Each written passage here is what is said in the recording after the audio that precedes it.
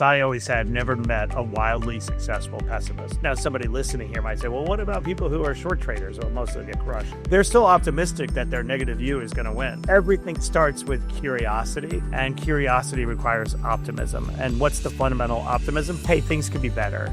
Joining me today is Matt Higgins, an entrepreneur who got his start as a kid selling on the streets of Queens and built his own success co-founding RSE Ventures, a company that changes sports, tech, and entertainment with big investments. As a guest investor on Shark Tank, author of the best-selling book Burn the Boats, and fellow at Harvard Business School, he offers a clear plan for letting go of safety nets and succeeding in business.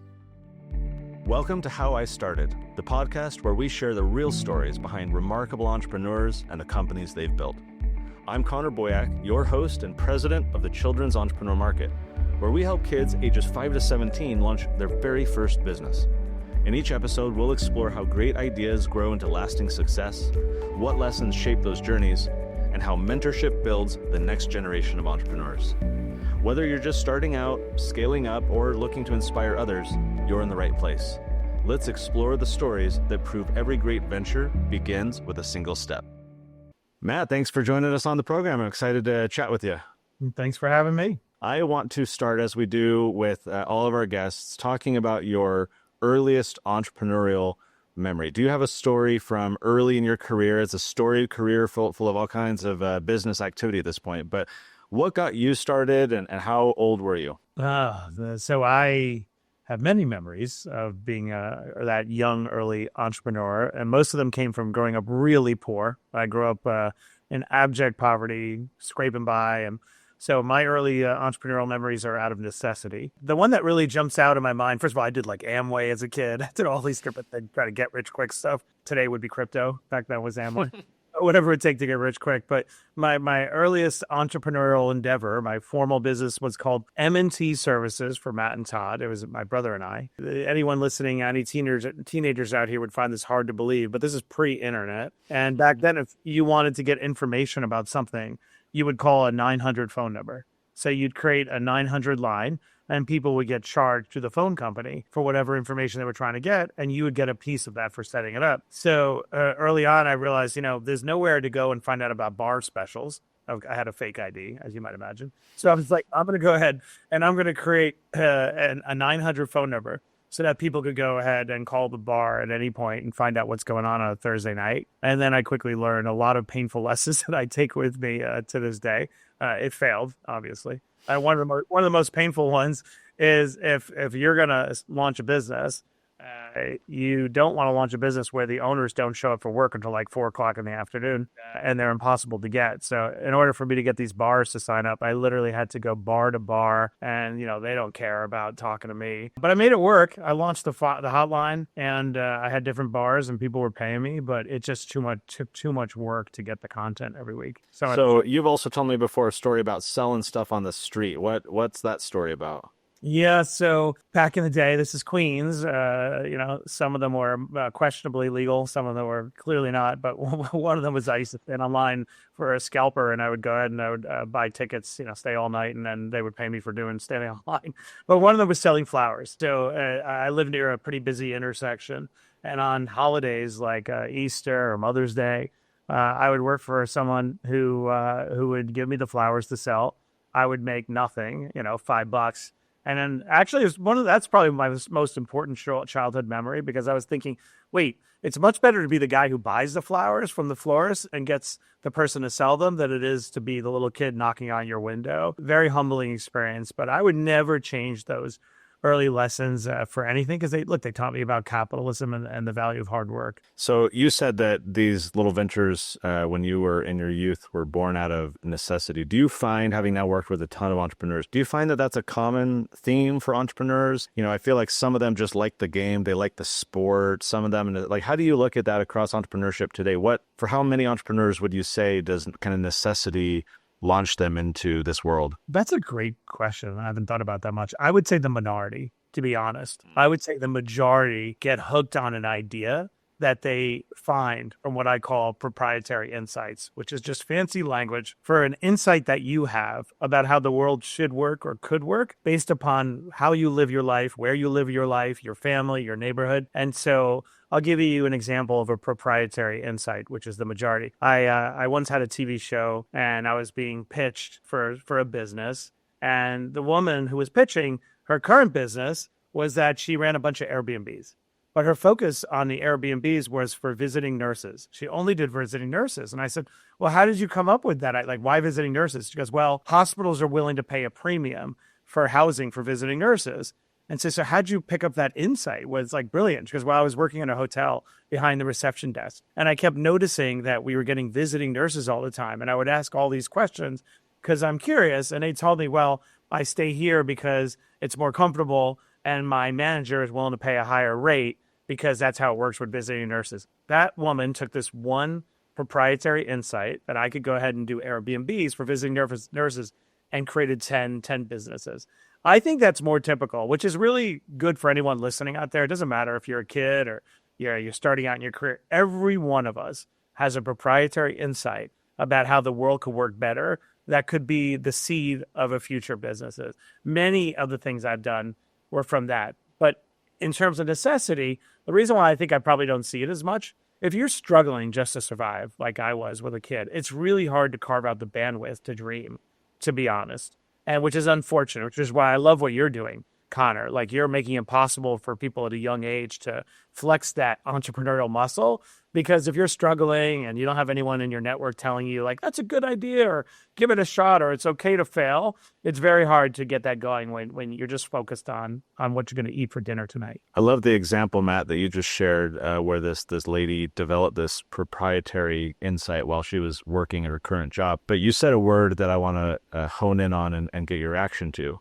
You said that she was curious, so she started asking a lot of questions. And so I feel like those proprietary insights are the result of curiosity, right? In a sense, I would say even though you operated from a position of need, you were curious about what get-rich schemes were out there, what opportunities could help your family situation. What role then does curiosity play in all of this? And like, how can maybe kids out there lean into curiosity, or what type of behavior would best help them be more curious? Well, first, I always have never met a wildly successful pessimist. Now, somebody listening here might say, well, what about people who are short traders? Well, most of them get crushed. But, they're still optimistic that their negative view is going to win. So everything starts with curiosity, and curiosity requires optimism. And what's the fundamental optimism? Hey, things could be better, and that I could have an impact. So everything starts with curiosity. Something that I think you don't hear a lot, we don't discuss enough, that you need to be successful as an entrepreneur is defiance, right? Like anyone out there who is struggling with the world they were born into or the circumstances they're dealing with, maybe, you have a dysfunctional family and, you have two choices. Am I going to feel like a victim or am I going to be defiant?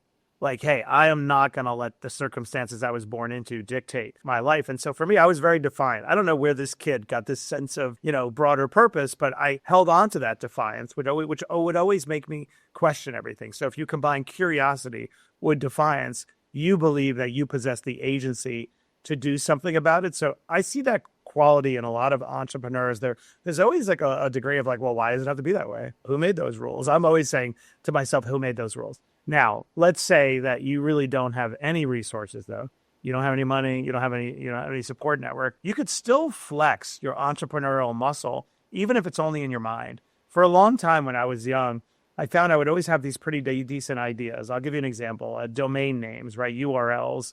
I came of age when the internet was first starting, and I was obsessed with the idea that I think these domain names are going to be like Central Park real estate one day, and I feel positive about it. And I would study the early evolution of the internet, but I had no resources or wherewithal or equipment to go ahead and register domains early on. So throughout the course of my career, whether it was early Bitcoin or whatever it is, I've had great ideas. Sometimes I exit those ideas too soon, but just because you can't act on a proprietary insight doesn't mean it's valid. So I always coach people out there, just keep track of the ideas. If I had money, I would have went all in on SpaceX before the IPO, or I would have went all in on Tesla. Whatever that is, don't discredit your imagination and your creativity just because you don't have the resources to act on it, because it'll give you the confidence as you build that muscle. When one day you do have the resources, you can act on your great ideas. Okay, another important word there. You said confidence. We live in an era, social media, lots of comparison. There's good and bad aspects, of course, about all these technologies, especially social media. But I would surmise that the kids growing up today have a lot of exposure to not only the grass is greener on the other side kind of envy where, oh, I could never be that person, or I could never be that rich, or I could never be that successful, but also, plenty of kind of self-reinforcing mechanisms for them to have their confidence undermined. So what role does confidence play in being a successful entrepreneur? And how might, kids, teenagers try and protect their confidence from all the naysayers out there? How have you done that in your life? Yeah, the great question. A couple of things. One, you just have to understand two related thoughts. One, everyone is lying. Two, no one cares what you're lying about. So, we tend to think there's a spotlight on us every second of the day. And it just isn't true at all. My mother used to say that it would bother me so much. I used to have to wear hand-me-downs and I was always embarrassed. And I would, gripe, like, look at these clothes. And she was like, nobody's looking at you, which is a little bit of an oversimplification when you're in high school. Where they are looking, they're just obsessed with themselves. So number one thing you need to do you need to protect your own sense of self-worth. You have one job in this world that you can't outsource, and it's to love yourself. And I know it sounds corny, but it is true. You must love yourself. And the way to get there is to realize that everybody is struggling with some type of imposter syndrome, with some type of, self-doubt. It's just, unfortunately, some people have chosen to show up in the world as if that's not the case, which I think is a total disservice. I wrote my book, Burn the Boats, and I tell the story in the book about how I went on Shark Tank. Now, imagine I'm already successful at this point. I've had a pretty good career. I end up the kid from Queens who dropped out at 16 years old and sold flowers on street corners. And now I'm going up against Mark Cuban, and I freaked out. Like, it's so cringy how much I freaked out. I didn't go to sleep that night. I felt like I couldn't perform. And it was all because I thought that everyone could see through me, to the little kid in Queens who couldn't figure out which fork or spoon to use. I still can't figure that out. Or they could see how many zeros I had in my bank account. And I had to, and you know how I was able to overcome that moment? I give this advice to everybody out there. And it came from Damon John, who's also on Shark Tank. He pulled me in the room. We're both two kids from Queens. I worked at McDonald's. He worked at Red's Lobster. And he's like, what's the matter? And I said, I'm just freaked out, man. I feel like I don't belong here. Like, what am I doing here? And he goes, Matt, after a bunch of expletives to tell me F them, don't pay attention. He goes, you belong here because you are here. And so let's deconstruct what that sentence means. That sentence means that if you're in the room, you belong in the room. There is no final arbiter of belonging. There is no judge or jury in every room you're going to enter into throughout the course of your life. So if you get into the room, you belong in the room. If you're at the table, take a seat. And so anyone out there, you got to recognize when you feel those moments and you feel like you're being judged, just remember, nobody cares as much as you think they care. And they're concealing something that they're struggling with. And if they're making that choice, they're making a big mistake, because you can make a gift of your vulnerability to inspire somebody else. It's such an important lesson. I recall distinctly as a young person feeling like I had this idea in my head that adults have all their stuff together. They know everything they need to know. They have their life well ordered. And that was a very intimidating feeling for me, because I didn't know how to get there. I didn't know how to become the know-it-all, or, hey, I've got all my stuff, operating really well. And that was very daunting for a while for me to be in that position. And then only years later to realize, no, we're just good at faking it. Like, adults are really good at acting and pretending and putting off this aura of like, oh, I'm so good or I'm so special. But you start to scratch at that a little bit. You start to, see underneath the veneer. You realize that, wow, no, they don't largely have their stuff together, or they can talk a big game, but they don't know what they're talking about. And I feel like I've seen that in a lot of entrepreneurs too, where the path to success for them, especially in the early days, is to, for lack of a better term, fake it till they make it, right? They'll pretend that they have this software that they actually don't have, but if they get a client to sign up for it, then they'll have the money to go build it quickly, right? And so I kind of found it funny you were saying, oh, everyone's lying and you just have to figure out, navigate that world. I don't think that's the ideal approach, or certainly that we want to. When I say they're lying, I'm saying they're concealing the pain of the struggle often, or the feeling that they're out of depth. I actually don't subscribe to the fake it till you make it, because I think it's an simplification. I look at it more as make the next best decision that moves you due north in the general direction of your ambition. What do I got to do next? And what do I got to do to survive? And if I can get to that next phase, I'll enlist somebody else to get me on this journey to the next step. A lot of people never launch a business because they think they have to have the entire progression figured out. And no one can figure out the entire progression. You just need to figure out the next best decision. And so when I say that everybody's lying, I'm saying everyone's concealing that we all struggle with imposter syndrome. And back to what you said a second ago, it's so true about an adult. I bet if you're young and you're out here listening, you imagine like this almost heavenly moment when the gates open up and you suddenly arrive at self. You haven't figured. That was one of the greatest disappointments of my life, to be honest. My mother died when I was 26, and the day I became press secretary to the mayor, I thought everything would be okay now. And she dies that morning when I finally achieved something. Okay, fine. So very painful moment. But the more painful thing is like I never got over it. All the damage that I incurred as a young person, all the challenges, they became kind of hardwired to the factory settings. That doesn't mean I'm doomed. It means that I have a life of reconciliation and dealing with and come to terms. And so at first I used to get mad at myself, like, Matt, grow up. You're now in your 30s. Like, get over it. Mom died. Like, bad things happen. And I'm like, but eventually you come to peace with that and say, oh, it is a constant journey of becoming, not to use Michelle Obama's book title, but like it is a constant journey of becoming. So the good news for every young person out there is like no one has it figured it out, because no one had ever figured it out except for maybe the Dalai Lama or somebody like that. But for the rest of us, you and I, Connor, we're successful. We haven't had it figured out. So what frustrates me about the world we live in now is like there's not enough shared dialogue about the things that hurt us and the truth of imposter syndrome and the truth of difficulty. So I try to talk publicly about my cringy behavior on Shark Tank so that somebody who hasn't had my shared experience, maybe you think I'm smarter, or, I'm a white male, maybe it's easy for me, whatever you think. The reality is there's a lot of cringe behind the veneer that I show up in public. And hopefully that draws inspiration for people out there listening. One of the things, Matt, that we often talk about with our program is that entrepreneurship is for everybody. And by that, we don't mean that every kid will become a full-fledged, business owner, entrepreneur, but that the principles underlying entrepreneurship are for everyone, and especially every kid. Because what is that? It's problem solving, it's critical thinking, it's value creation, creating value for others. You can do that as an employee in a company. You can do that as a spouse. You can do that as a kid. Like, think, what value can I create for mom today, right? Like, mom loves when the dishes are done at the end of the day without being nagged. You go do that, you will make her happy. Then the law of reciprocity kicks in and she'll want to do something nice for you. Life is better for everybody. So as you think about value creation, you think about your own, upbringing. You've, mentored and invested in people coming on Shark Tank all those years. Like, how does value creation play a role in entrepreneurship? What experiences have you had about creating value for others? What type of fulfillment does that bring you as an entrepreneur to be able to create that value? Yeah, so I'll tell a story. When I was young, and I started selling those flowers when I was 10 years old, legitimate, and like worked at a flea market selling $5 leather handbags. I know that sounds crazy. They could be $5 back then. Probably the job that shaped me the most in my entire career was McDonald's, working at McDonald's. And so when I was 13 years old, I was working in the party room of McDonald's. And my job in the party room was to be a maintenance worker. And in particular, I remember there was an epidemic of gum, underneath the tables. And there's one thing that could really ruin a parent's day at a party is when they put their knee against the table and a spider web of disgusting gum. Mm-hmm. So, by the way, half that gum was from the parents, not even the kids. But regardless, gum chewing was a big thing back in the 80s and 90s. So the job that I was given, though, was that at the end of the day, I had to get on my hands and knees, and I had to scrape the gum underneath, the hardened gum, and get it off. Sometimes it was sticky.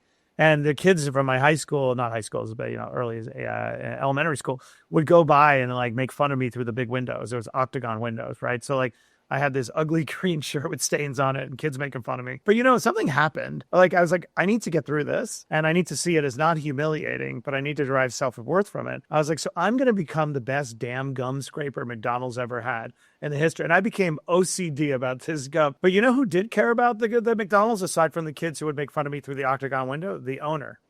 And so when the moment came that they changed the labor laws back in the day, and then a little kid, 13 years old, couldn't scrape the gum on her tables, he'd attack me on, pay me off the books, because I was the best damn gum scraper that had ever came. And I realized something so crucial, anyone out there. So the journey of becoming an entrepreneur doesn't wake up one day when you create NVIDIA or whatever. It begins very early in your career. And one of the most important things is the idea that you are willing to do whatever it takes to make yourself indispensable at whatever job you have. Somebody's going to notice that.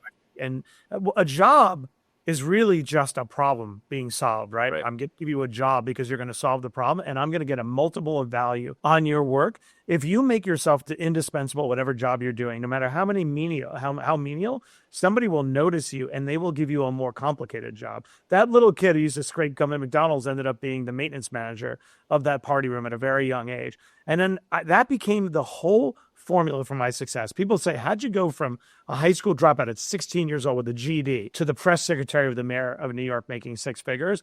And it's because every single job I had, I would make myself indispensable, even if I was over my head. And I have continued to follow that formula now with me throughout everything I do. Why is that so important? Because your journey to be an entrepreneur is a progression. You're going to need people to believe in you. Like, that's the other thing. You're like, I want to be an entrepreneur because I want to be my own boss.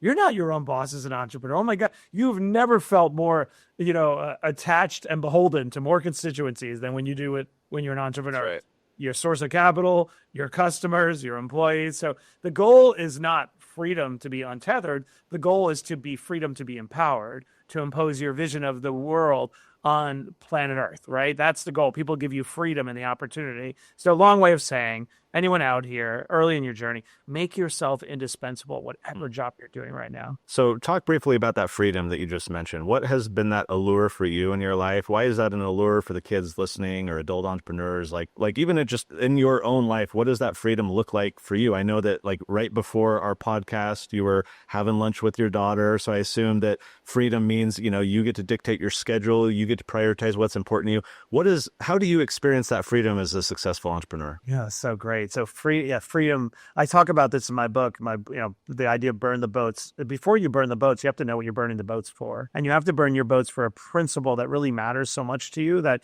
it would motivate you to do anything, come within an inch of your life. The principle that matters most to me is freedom, autonomy. And it came from being young and poor and no health insurance, being a caretaker to my mother who ended up in a wheelchair, and just feeling like the cavalry was never coming. No one was going to go ahead and save me from my situation. And I thought, if I could create a life where I have freedom, number one, I'm not dependent on the cavalry, which really matters to me. I don't want to be dependent. There were a lot of times in life, system failed me and others failed me. I want that. But also, if I have freedom, I could go ahead and take care of my tribe. And the definition of tribe can grow exponentially throughout the course of my earth and my grandiose mind. It's millions of people one day that I could help. Freedom gives me, like you just said, the ability to say, I'm going to take my little girl for ramen for lunch, but freedom is the thing that motivates me too. So anyone out there listening who feels a degree like their life isn't the way they want it and other people are dictating my choices for me and that I have some dysfunction at home, well then make freedom your ambition, not money. And freedom will give you everything you want in life. I love that. So let's say you had to start over today. For the kids listening who are getting their start today, we're releasing this in 2026, even though we're recording in the final weeks of 2025. It's a new year. It's a new era. We've got AI. We've got, just the world seems so much different for young people. The job market, there's a lot of uncertainty for young people about the traditional career paths and the rungs at the bottom of the ladder that entry-level positions once kind of always assured. So you're a young person starting today. If you're imagining yourself, Matt, in the shoes of our young listeners, what ideas excite you? How do you think about the path to success in this kind of new changing world that we're in? Let's use, I'm going to use TikTok as an example because everyone here can relate. You'll probably remember, when your parents or maybe even some of your friends dismissed TikTok as, silly bunch of dancing tweens that had no utility. And now TikTok is firmly embedded in society in a massive business, right? With creators everywhere making money, right? Now take that to the 10th power. And that's what AI is, a phenomenon that people our age, Connor, are still dismissing. That is the advantage for anyone young person listening right now. There is a massive gap between what AI can do in terms of business and business creation and optimization and what a boomer like myself understands AI can do. We're like, there's a good, 12 to 18 month delta between an understanding of the younger generation about AI. So there's never been a better time to take advantage of that. So what do I mean? You literally can use ChatGPT to give you 10 business ideas that you can go ahead and pursue that aren't being pursued at the moment. The barriers to entry used to cost tens of thousands of dollars to create any one of those businesses. And now they could be $500, right? There is just so many ways. I wish I could be young again, starting all over again, because I just think it's never been easy and more possible. But the advantage is is the fact that there's a big gap between what, older adults in the workforce understand AI to do, what young people who have time on their hands. So if I was young in my teens right now listening to it, I would be obsessed all day long on Gemini, because I think that's going to be the winner. I'd be playing around with Higgs field. I'm just giving you practical examples that enables you to create videos from scratch. And I would be constantly asking ChatGPT or Gemini, give me 10 business ideas that I could pursue with just $1,000. Gary Vaynerchuk, a lot of people who are listening probably know Gary. He's my partner. And I bring him to Harvard Business School,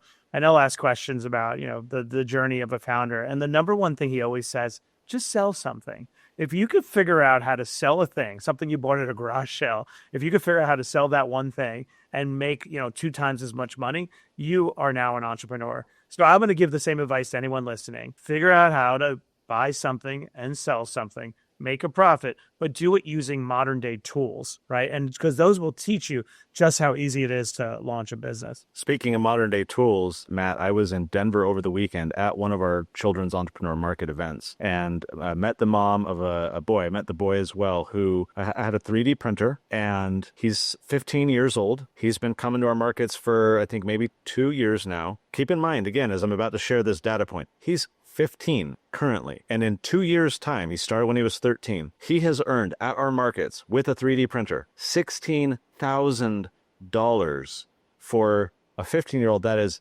insane. His mom told me that he's now buying like a $5,000 piece of equipment to make some newfangled thing. But yeah, these new technologies, whether 3D printer or Gemini or ChatGPT, there's so much opportunity. And look, as I reflect on the past, Matt, there's always been new technological disruption that leads the older generations to wail and moan about, oh, what will the young people do? But the young people are scrappy, and there's always going to be more problems emerging as a result of some of the old problems being solved. Think of, robotics. We're about to all get our own personal, Tesla robot pulling our weeds and doing our dishes. But the proliferation of those robots are going to produce all kinds of new problems and opportunities, for robot technicians or whatever. Who knows? But that's why I think, Matt, going back to the data point you raised about curiosity is so important. Being in tune for what are those new problems and then what are the solutions that you can offer. I'll give you the last word, Matt, as we wrap up. Yeah, no, and to your problem, every new idea and every new innovation begets a new problem that creates a new idea and a new innovation that you could solve. The cycle never ends. But I'm going to leave everyone with this thought, though. This is something that everyone must experience and must go through on the journey of being an entrepreneur. Whenever you take that first step in that direction, whether it's going to one of your markets and, setting up that stand, that 3D printer, somebody in that 15-year-old's life said, that's a dumb idea. And by the way, where do you get off? You've never been an entrepreneur. I'm amazed at every different crossroads in my career. When I was leveling up, teaching at Harvard Business School, or being on Shark Tank, or the first time I created a business, there was always somebody in my life who was whispering in my ear, where do you get off? You're not this, you're not that. The world will attempt to keep you in a box. It will attempt to define you and try to keep you static. Why do people do that? They do that because you threaten them. Your aspirations, your bold attitude, your curiosity, somebody in your life will find that threatening because you're poking at a wound. I never got to do that, or I never did that. So it's important for it to push you down. So that may sound negative. It's actually soothing. When you begin to experience that as you take your first tentative steps in the direction of being an entrepreneur, just remember somebody out there is going to be the one who says, where do you get off? And you're not that thing. You need to block that out. For whatever reason, the universe has decided to make it that way as your training ground. Because if you can't handle that one person, you will not be able to handle the customer who doesn't like your product, who would not be able to handle the investor who rejects you 99 out of 100 times. So all that, those early doubters are put in your life to flex the muscle of resilience so you can block that out like a horse with blinders on, running your own race. So much great advice today. Matt Higgins, extraordinaire entrepreneur. Protect your confidence, remain curious, solve problems for others. Great wisdom for all the kids out there looking to get their start. Matt, thanks for joining us to share how you got your start. Appreciate you coming on the show. All right, thanks for having me. Take care, everybody.